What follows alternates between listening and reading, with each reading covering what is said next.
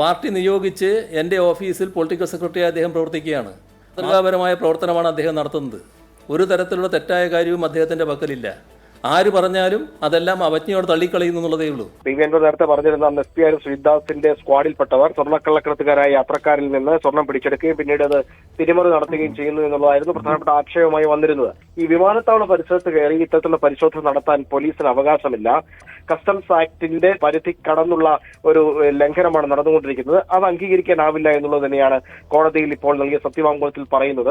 ഈ സ്വർണ്ണക്കടത്തുമായി ബന്ധപ്പെട്ടവരെ ന്യായീകരിച്ച് പോലീസിനെ നിർവീര്യമാക്കി സ്വർണം കടത്ത് നിർബാധമായി നടത്തണം എന്ന ആഗ്രഹം സ്വർണ്ണക്കടത്തുകാർക്കുണ്ടാവും. ഇന്ത്യയിലെ നിയമമനുസരിച്ച്, രാജ്യം അനുശാസിക്കുന്ന നിയമമനുസരിച്ച് immediately they should inform the airport customs and preventive. Immediately അങ്ങനെയാണ് നിയമം പറയുന്നത്. കാരണം ഇത് പിടിക്കേണ്ടത് ആരാ? പിടിക്കേണ്ടത് കസ്റ്റംസ് ആണ്. അൻവറിന്റെ പശ്ചാത്തലം ഇടതുപക്ഷ പശ്ചാത്തലമല്ല. അൻവർ വന്ന വഴിയുണ്ട്. അൻവർ വന്ന വഴി കോൺഗ്രസിന്റെ വഴിയാണ്. ശരിയാണെന്ന് ഞാൻ പഴയ കോൺഗ്രസ്സുകാരനല്ലേ? എന്താ തർക്കം? ഞാൻ പഴയ കോൺഗ്രസ് ആണല്ലോ. EMS ആരായിരുന്നു? KPCC സെക്രട്ടറി EMS അല്ലേ? EMS എങ്ങനെയാ സഖാവ് EMS ആയത്? അൻവർ ഇടതുപക്ഷത്തോടൊപ്പം പ്രവർത്തിച്ച ദിവസങ്ങളിൽ നല്ലതും അതിന് ശേഷമുള്ള ദോഷവും അതിന്. മലപ്പുറം ജില്ല സംസ്ഥാനത്തെ ഏറ്റവും വലിയ ക്രിമിനൽ സംഘത്തിന്റെ കേന്ദ്രം ആരോടാ പറയുന്നത്?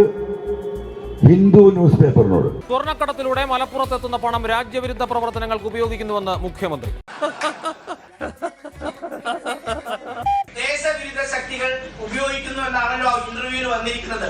യഥാർത്ഥത്തിൽ അത് വളരെ ഗൗരവമുള്ള വിഷയമാണല്ലോ. CM അത് ചിരിക്കാൻ മാത്രമാണ് ചെയ്ത മറുപടിയിൽ.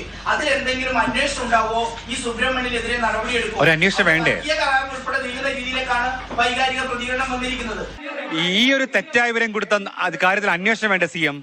തെറ്റായ കാര്യം അങ്ങയുടെ പേരിൽ കൊടുത്താൽ അന്വേഷണം വേണ്ടേ? മുഖ്യമന്ത്രിയുടെ വാർത്താ സമ്മേളനം അവസാനിച്ചിരിക്കുകയാണ്. സർക്കാരിനെയും പോലീസിനെയും കളങ്കപ്പെടുത്തിയെന്ന് വിമർശനമുയർന്ന ADGP MR അജിത് കുമാറിനെതിരെയും മുഖ്യമന്ത്രിയെ കളങ്കപ്പെടുത്തിയെന്ന് വിലയിരുത്തൽ ഉയർന്ന ദി ഹിന്ദുവിനെയും തള്ളിപ്പറയാൻ മുഖ്യമന്ത്രി പിണറായി വിജയൻ തയ്യാറായിട്ടില്ല. ഉത്തരം മുട്ടുമ്പോൾ ഹഹഹ പറയുന്ന മുഖ്യമന്ത്രി ഒരു പതിവ് കാഴ്ചയാണ്.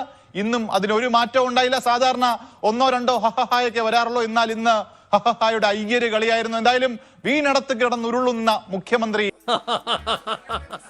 ഞാൻ ഈ കേരളത്തിൽ വിശ്വസിച്ചൊരു മനുഷ്യനുണ്ടായില്ല രാഷ്ട്രീയത്തിൽ. അറിയാം നമുക്ക്? അത് സഖാവ് പിണറായി വിജയനായിരുന്നു.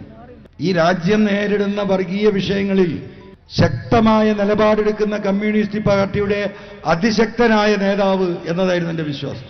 ഒരിക്കലും ആ പാർട്ടി പ്രവർത്തകരെ തള്ളി പറയില്ല. എന്നല്ല വേണ്ടത്, മറുപടി വേണം.